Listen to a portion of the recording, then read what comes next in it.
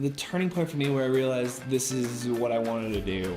I don't think there's one great example or one great memory shared about it. It kind of goes down to that I kind of got a lot of eyes thrown on me when I got into it because I was one of the last people in the apprenticeship. So when I got into the apprenticeship, they were trying to throw like the most amount of work on me, trying to see if I'll snap and break, sink or swim.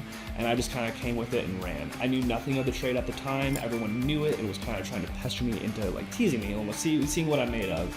And I think that's kind of what built me into, okay, I can take this. So I feel like that's what made me say, you know what, this is better than any desk job I've ever worked. My own experience that made me want to give back all that I could to the IBEW. I was a first-year apprentice. I was indentured in November, and December 23rd, 2 days before Christmas, my house burned out. And nothing left. I finally get back to school, and my first-year instructor, she looks at me and she says, I have something for you.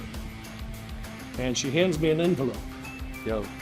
Big wide, envelope, and it is this thick with money, and $1 bills, $20 bills, $100 bills, and it's from a meeting that they had at the local, and they found out an apprentice, had a house fire, and everybody stuffed an envelope full of money to give to me.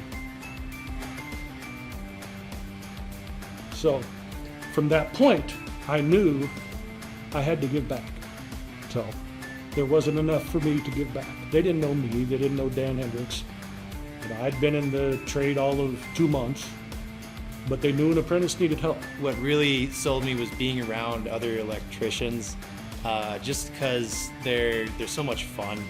Like, I've never really had a day where I didn't want to go to work because there's just a lot of cool characters, and they're always cracking jokes.